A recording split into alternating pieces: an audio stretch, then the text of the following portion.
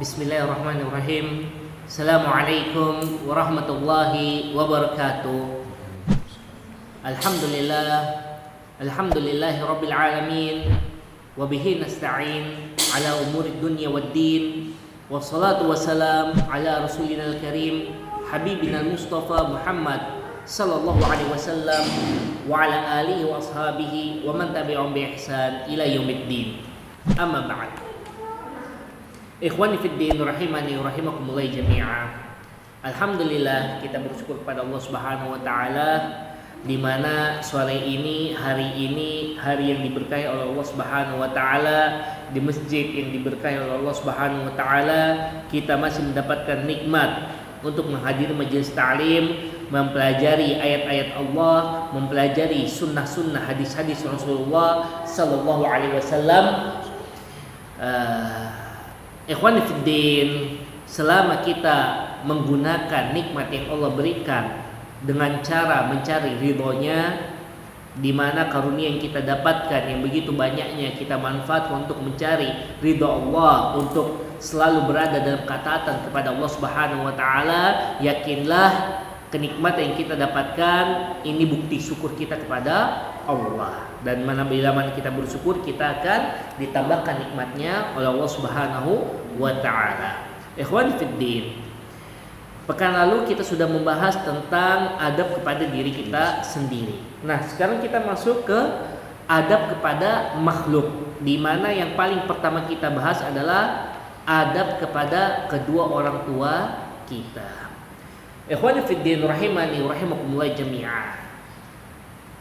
Sebagai seorang muslim atau sebagai seorang manusia ya, di mana saat kita ingin bermuamalah, ingin melakukan transaksi atau hubungan dan sebagainya atau pergaulan, tidak lain yang paling kita harus utamakan di antara makhluk-makhluk Allah lainnya, haruslah kita mengutamakan orang tua kita. Tentunya kita sudah paham ya, di mana perintah-perintah itu kita sudah tahu susunannya, perintah Allah, Rasulnya, berikutnya adalah perintah orang tua. Ikhwan fiddin rahimani rahimakumullah jami'ah. Berbuat baik kepada kedua orang tua, mematuhi perintahnya, menjauhi larangannya, di mana kita tahu ya betapa besar jasa kedua orang tua kita. Cukuplah dengan keberadaan kita bisa lahir dengan selamat, bisa tumbuh dewasa. Selain itu karena fadilah keutamaan dari Allah Subhanahu wa taala, setelah itu adalah karena keberadaan orang tua kita. Tanpa orang tua kita tidak mungkin lahir. Tanpa orang tua kita susah untuk besar. Walaupun ada makhluk Allah, manusia yang lahir tanpa orang tua seperti Nabiullah Adam, atau tanpa ada orang tua yang lengkap, tanpa ada bapaknya seperti Nabiullah Isa alaihi salam. Namun perkara ini adalah perkara yang langka. Sedangkan mayoritasnya kita berada di dunia ini karena ada orang tua kita. Oleh karenanya orang tua yang melahirkan kita, membesarkan kita, merawat kita, menjaga kita. Kalau kita mau main hitung-hitungan, di mana perbuatan baik yang telah kita dapatkan, sudah seharusnya lah kita membalas perbuatan tersebut. Walaupun perbuatan baik yang kita dapatkan dari kedua orang tua kita itu mustahil bisa kita bayar, mustahil kita selesaikan, dikarenakan jasa orang tua itu tidak akan bisa terpenuhi oleh perbuatan anak-anaknya. Oleh karena ikhwani fiddin, Allah Subhanahu wa taala dan Rasulullah SAW telah mewajibkan kepada umat Islam agar terus menjaga hak orang tua, agar kita beradab kepada kedua orang tua kita. Di mana kalau kita ingin melihat ya tentang tingginya kedudukan orang tua di dalam Islam, cukuplah bahwasanya Allah Subhanahu wa taala saat memerintahkan hamba-hambanya dengan sebuah perintah yang paling penting, Kita tahu ya, perintah paling penting yang diwajibkan kepada seluruh hamba-hamba Allah adalah kita mentauhidkan Allah Subhanahu wa taala. Kita dilarang menyekutukan Allah Subhanahu wa taala. Nah, setelah perintah ini yang datang selanjutnya adalah kita diwajibkan untuk berbuat baik kepada kedua orang tua kita. Inilah diantara dalil, bukti bahwasanya berbakti kepada orang tua wajib. Kita sebagai seorang anak, sebagai seorang muslim, sebagai hamba Allah, sebagai pengikut Rasulullah SAW, hendaklah kita untuk berbakti kepada kedua orang tua kita. Di mana Allah Subhanahu wa taala berfirman, "Wa qadha rabbuka alla ta'budu illa iyyahu wa bil walidain ihsana." Dan sesungguhnya Allah Subhanahu wa taala telah memerintahkan kepada kalian agar janganlah kalian beribadah kepada selain Allah Subhanahu wa taala, dan hendaklah kalian kepada kedua orang tua kalian untuk berbuat baik. Dan banyak ayat-ayat yang menjelaskan seperti ini di dalam surat Al-Qur'an. Sedangkan di dalam hadis Rasulullah SAW, suatu ketika para sahabat bertanya, ada seorang sahabat yang bertanya kepada Rasulullah SAW tentang siapakah yang paling berhak dia temani, siapakah yang paling berhak menerima pelayanannya. Maka Rasulullah SAW berkata, ummu, ibumu. Sahabat ini bertanya lagi, siapa lagi wahai Rasulullah? Ummu, ibumu. Ditanya lagi, siapa lagi ya Rasulullah? Ummu, ibumu. Ditanya lagi, siapa lagi ya Rasulullah? Abu. Kita lihat, haknya ibu 3 kali lebih utama dibandingkan haknya bapak. Bukan berarti bapak ini tidak memiliki jasa, bukan berarti bapak ini diremehkan di dalam Islam, akan tetapi kita mengutamakan ibu kita tidak lain karena pengorbanan yang telah diberikan. Kita tahu ya, ibu kita mengandung, kita berada dalam kandungan ibu kita itu 9 bulan. Betapa susah payahnya ibu kita saat mengandung kita, susah makan, susah melakukan aktivitas, susah melakukan ibadah, susah mencari pemasukan tambahan. Di mana saat sebelum memiliki anak, semua perkara ini gampang baginya. Namun demi agar kita bisa hadir di dunia ini, maka banyak hal-hal yang dia korbankan. Setelah itu dia melahirkan, tidak gampang itu. Saat seorang wanita ingin melahirkan, itu dia berada dalam hidup dan mati. Begitu juga saat dia menyusui. Subhanallah, betapa banyak pengorbanan seorang ibu. Oleh karenanya tidak heran kalau ibu begitu diutamakan di dalam Islam. Dan Rasulullah SAW telah menjelaskan tentang kelarangan. Jangan sampai sekali-kali kita durhaka kepada kedua orang tua kita. Di mana Rasulullah SAW menjelaskan, maukah kalian saya kabarkan tentang dosa besar yang paling besar? Ala unabbiukum bi akbaril kabair. Maka para sahabat berkata, tentu wahai Rasulullah. Bala ya Rasulullah. Maka Rasulullah SAW berkata, al-isyraku billah, menyekutukan Allah. Jadi dosa paling besar yang pertama adalah menyekutukan Allah, nomor 1. Dan sebagaimana Anda sudah jelaskan, di mana menyekutukan Allah Subhanahu wa taala adalah dosa yang bila seorang hamba melakukannya dan dia meninggal dalam keadaan menyekutukan Allah Subhanahu wa taala, berbuat syirik, sesungguhnya Allah tidak akan pernah mengampuni hamba tersebut. Padahal kita sudah tahu Allah Al-Ghafur, Allah Maha Pengampun, Allah Al-Afu, Allah Maha Pemaaf, Allah Ar-Rahman yang Maha Pengasih, Ar-Rahim yang Maha Penyayang. Allah Maha Pengasih, Maha Penyayang, Maha Pengampun, Maha Pemaaf. Tetapi untuk dosa ini, yaitu dosa menyekutukan Allah, tidak ada ampunan, tidak ada maaf, tidak ada kasih sayang bagi pelaku kesyirikan. Makanya semua nabi itu tujuan dakwahnya mereka sama, yaitu untuk mentauhidkan Allah Subhanahu wa taala dan mengajak umat agar jangan jatuh ke dalam kesyirikan.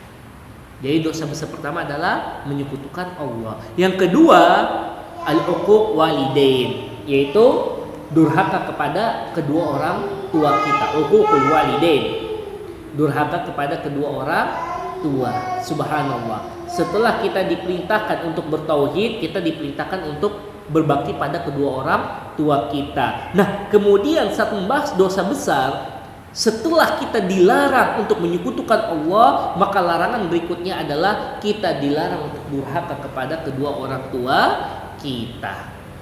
Nah, kemudian qauluz zur, itu berkata dusta. Itulah dosa-dosa besar yang dilarang oleh Rasulullah SAW. Dan masih banyak dosa-dosa besar lainnya, namun ini yang harus kita paling waspadai. Kemudian seorang sahabat bertanya kepada Rasulullah SAW tentang amalan apa yang paling utama bagi seorang muslim. Maka dijawab oleh Rasulullah SAW, as-salatu fi miqatiha, yaitu sholat pada waktunya. Jadi sholat tepat waktu. Kemudian ditanya lagi, terus apa wahai Rasulullah, amalan apa lagi? Maka Rasulullah menjelaskan birrul walidain, yaitu berbakti kepada kedua orang tua. Jadi berbakti kepada orang tua juga termasuk amalan yang paling utama di dalam Islam. Dan di dalam riwayat lainnya lagi, di mana ada seorang sahabat yang datang kepada Rasulullah SAW ingin ikut berjihad di jalan Allah Subhanahu Wa Taala. Rasulullah bertanya kepada sahabat tersebut, apakah engkau masih memiliki orang tua? Maka sahabat tersebut berkata, benar, saya masih memiliki kedua orang tua. Maka Rasul berkata, fafihima fajahid, maka kepada keduanya lah kamu berjihad. Dimana saat kita masih memiliki orang tua kita, jihad kita adalah berbakti kepada kedua orang tua kita. Oleh karenanya, Ana sangat sedih ya kepada sebagian kawan-kawan kita yang Ana bilang ini salah paham atau kurang paham tentang Islam. Baru saja diiming-imingi ini adalah surga, ini adalah membela umat Islam dan sebagainya. Akhirnya apa? Mereka melakukan sebuah perbuatan dengan iming-imingan ini jihad, ini adalah kebaikan. Nah, padahal orang tuanya melarang perbuatan tersebut. Padahal orang tuanya tidak menyetujui perbuatan tersebut. Coba lihat, orang mau berjihad, jihad itu wajib. Setiap muslim yang beriman kepada Allah dan Rasulnya, dia wajib untuk berjihad di jalan Allah. Namun yang namanya jihad wajib sekalipun itu ada syarat-syaratnya. Di antara syarat seseorang boleh berjihad ialah dia mendapatkan izin kedua orang tuanya. Dan sudah banyak dicontohkan oleh para ulama, di mana tidak sedikit para ulama yang begitu cinta kepada ilmu, cinta kepada majelis ta'lim. Kita tahu ya, menuntut ilmu itu wajib bagi setiap muslim. Akan tetapi ada sebuah cerita seorang alim ulama yang dia ingin belajar menuntut ilmu hadis kepada seorang ulama besar di lokasi lain, di negara lain, namun ibunya melarang untuk dia pergi. Akhirnya dia mematuhi ibunya, memilih mematuhi ibunya. Inilah diantara contoh nyata kita berbakti kepada kedua orang tua kita, mendahului perintah orang tua kita ketimbang perintah-perintah lainnya. Namun sebagaimana dijelaskan, tentunya setelah perintah Allah dan Rasulnya. Kemudian juga dalam sebuah riwayat lainnya ada seorang sahabat yang bertanya kepada Rasulullah SAW, wahai Rasulullah, bila mana orang tua kita, orang tua saya sudah meninggal, apakah saya masih bisa untuk berbakti kepada kedua orang tua saya yang sudah meninggal? Maka Rasulullah SAW menjawab, iya, kamu masih bisa berbakti kepada kedua orang tua yang sudah meninggal dengan 4 cara. Yang pertama, as-salatu alaihima wal istighfar lahuma, yaitu mendoakan kedua orang tua kita dan memintakan ampun kepada kedua orang tua kita. Ini cara pertama. Kita mendoakan orang tua kita sudah meninggal dan memintakan ampunan bagi mereka yang sudah meninggal. Dan tentunya kita memintakan ampunan bagi orang tua kita yang dia meninggal dalam keadaan Islam, yang dia meninggal dalam keadaan beriman kepada Allah dan Rasulnya. Sedangkan orang tua kita yang berbeda agama, ya, disinilah yang sangat disedihkan saat dia meninggal dan dia masih dalam keadaan menyekutukan Allah Subhanahu wa taala, maka Islam melarang untuk kita mendoakan atau memintakan ampunan kepada orang tua kita yang sudah meninggal dalam keadaan dia masih belum beriman kepada Allah dan Rasulnya. Dan inilah yang ada di dalam riwayat sebuah hadis di mana Rasulullah SAW dilarang untuk meminta ampunan bagi orang tuanya. Ya, bagi kita yang merasa orang tua kita masih belum beriman, tentu ini sebuah perkara yang sangat kita sedihkan. Kita ingin berbakti, kita ingin mendoakan mereka, namun perlu diketahui hati manusia itu berada di tangan Allah. Artinya teruslah meminta kepada Allah Subhanahu wa taala. Mumpung mereka masih hidup, jangan pernah putus asa untuk kita dakwahkan ke dalam Islam.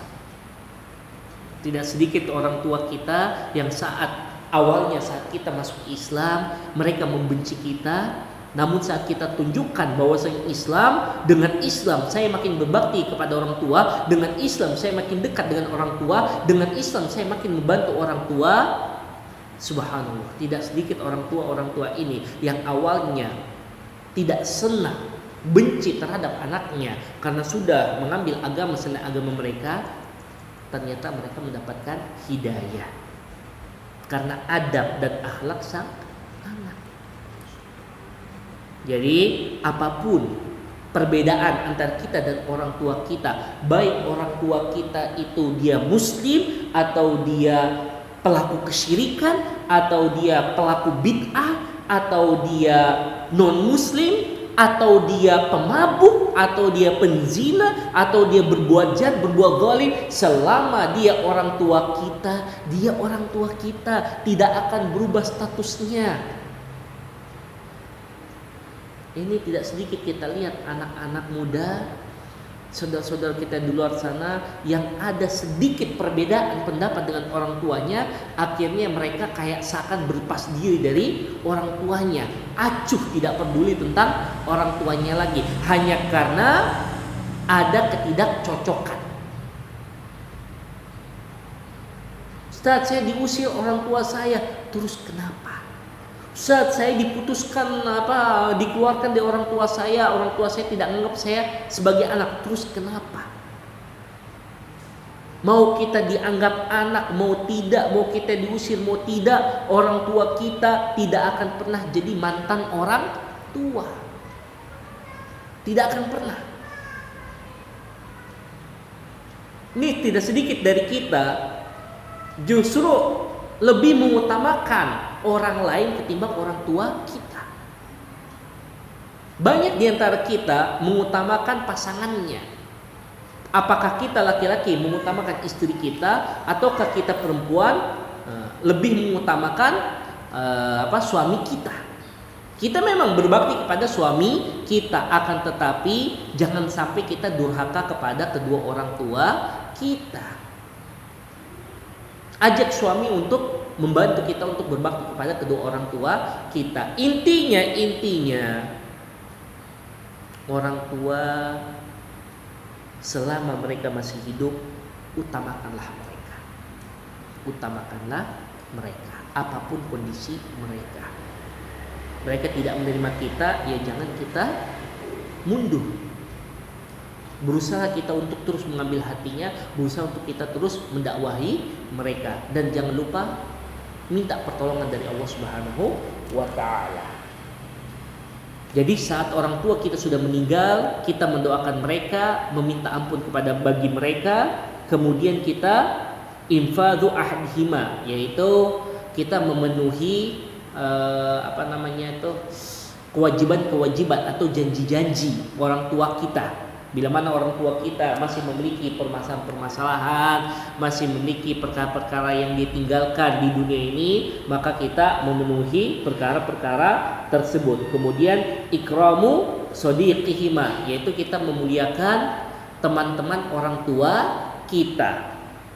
Dan berikutnya silaturahim allati la rahimalak illa min kibalihima, yaitu kita menyambung tali silaturahim di mana hubungan kerabat ini tidak langsung kepada kita, namun kerabat ini adalah dari orang tua kita.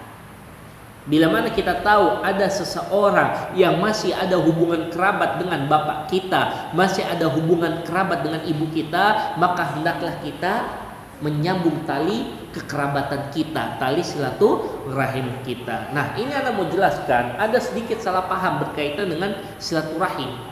Di mana kita memahami silaturahim di masyarakat ini adalah selama kita mengunjungi seseorang, berkomunikasi dengan seseorang, dianggap itu silaturahim.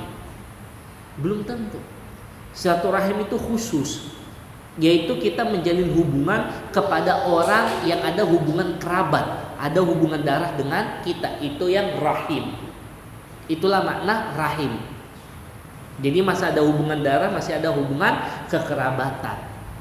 Sedangkan teman kita, kawan kita, guru kita atau orang lain, maka mereka saat kita menjalin hubungan dengan mereka, itu adalah hubungan antar sesama makhluk. Dan kalau kita mengunjungi mereka, ya kita mengunjungi saja, yaitu ziarah, bukan mengunjungi silaturahim. Baik. Maka saat kita sudah mengetahui perkara-perkara ini, hendaklah kita berusaha untuk beradab kepada kedua orang tua kita. Dan di antara adab-adab kepada kedua orang tua kita yang dapat kita laksanakan, yang pertama adalah kita mentaati segala perintah kedua orang tua kita, dan kita menjauhi segala larangan-larangan orang tua kita. Namun dalam batasan selama perintah, selama larangan tersebut tidak bertolak, tidak bertentangan dengan syariat Islam. Jadi ini bisa kita harus garis bawah ya. Kita mematuhi orang tua kita segala perintahnya, mematuhi segala larangannya, namun yang tidak bertentangan dengan syariat Islam. Dikarenakan Rasulullah SAW bersabda, la ta'ata li makhluqin fi maksiatil khaliq, yaitu tidak ada ketaatan bagi seorang makhluk di dalam bermaksiat kepada pencipta, sang pencipta, yaitu Allah Subhanahu wa ta'ala. Jadi saat orang tua kita memerintahkan kita dengan sebuah perintah, hendaklah kita melaksanakannya, jangan membantahnya. Ini sangat disayangkan zaman sekarang, tidak sedikit kita lihat anak muda karena mereka sudah tergoda dengan hobinya mereka, kebiasaan mereka, saat disuruh, adek tolong cuci baju, adek tolong sapu rumah, sibuk dia main HP, sibuk dia nonton TV. Akhirnya apa yang dia katakan kepada ibunya, ibu ini suruh-suruh, bapak ini perintah-perintah. Hati-hati, perbuatan tersebut bisa terhitung durhaka kepada orang tua dan dosanya besar. Jadi saat kita mendapatkan perintah kedua orang tua kita, maka taati. Namun bila perintah tersebut untuk bermaksiat, contoh, mungkin orang tua kita awam, orang tua kita masih belum paham tentang Islam. Saat kita memelihara jenggot kita karena kita ingin mengikuti Islam, orang tua mengatakan, ngapain dipelihara jenggot, kurang bagus, kurang indah, cukur. Maka perintah ini tidak wajib kita laksanakan. Namun hendaklah kita bijak dalam menolak perintah orang tua kita. Jangan sampai kita menolak perintah orang tua kita, kita menolaknya dengan penolakan yang kayak mau perang, kayak mau debat, mau baku hantam. Jangan, kalau kita menolak dengan baik. Jangan menolak dengan perdebatan. Tidak ada untungnya kita berdebat dengan orang tua kita. Yang ada malah kita rugi. Jadi hendaklah kita menolak dengan penolakan yang baik. Yang berikutnya, di antara adab kepada kedua orang tua adalah kita menghormati kedua orang tua kita, mengutamakan perkara kedua orang tua kita, memuliakan kedua orang tua kita baik di dalam perkataan kita maupun di dalam perbuatan kita. Jangan sekali-kali kita menghardik kedua orang tua kita, jangan sekali-kali kita mengangkat suara terhadap kedua orang tua kita, dan jangan pernah kita mengutamakan istri kita, mengutamakan anak kita dibandingkan orang tua kita. Ini tidak sedikit, banyak kasus di luar sana di mana seorang suami, seorang anak laki-laki saat didatangi oleh bapaknya atau ibunya yang butuh bantuan, "Nak, bapak butuh bantuan. Nak, ibu butuh uang." Dijawab sama si anak laki-laki, "Tunggu pak, tunggu bu, saya izin dulu kepada istri, saya tanya dulu kepada istri." Padahal yang diminta adalah harta si anak, bukan harta istrinya. Nah, sekarang pertanyaan, kenapa harus minta izin kepada si istri? Padahal orang tua saat membesarkan kita, saat mengandung kita, tidak ada minta izin kepada siapa-siapa. Dengan rela mereka untuk membesarkan kita, merawat kita. Kenapa giliran saat kita mampu, kita mengutamakan istri dan anak-anak kita dibandingkan orang tua kita? Jadi tolong berusaha kita mengutamakan kedua orang tua kita. Dan jangan juga kita memanggil mereka dengan panggilan nama. Panggilan dengan panggilan yang baik. Di mana di dalam Al-Quran sudah diajarkan cara dialog antara bapak dan anak. Saat kita sebagai anak memanggil bapak kita, panggil dengan panggilan yang dia senangi, panggilan yang dia sukai, yang nikmat di telinganya. Kalau dia senang dipanggil bapak, wahai bapakku. Kalau dia senang dipanggil abi, wahai abi. Kalau dia senang dipanggil papa, wahai papaku. Berusaha memanggil dengan panggilan yang dia senangi. Berikutnya, di antara kita beradab kepada kedua orang tua kita adalah kita berbakti kepada kedua orang tua kita, berusaha untuk berbuat baik kepada kedua orang tua kita. Bila kita memiliki rezeki, memiliki kemampuan, maka hendaklah kita terus menolong orang tua kita, baik dengan cara memberi makan kedua orang tua kita, memberi nafkah kedua orang tua kita, memberi pakaian kedua orang tua kita, menjaga mereka saat mereka sakit, mengobati mereka saat mereka sakit, dan menjaga mereka dari hal-hal yang buruk. Berusaha mengutamakan mereka dari siapapun. Yang berikutnya, di antara adab kita kepada orang tua kita adalah kita menyambung tali silaturahim, di mana kekerabatan ini tidak langsung pada kita, akan tetapi dari orang tua kita. Oleh karenanya, keluarga bapak kita, keluarga ibu kita, hendaklah terus kita menyambung tali silaturahim.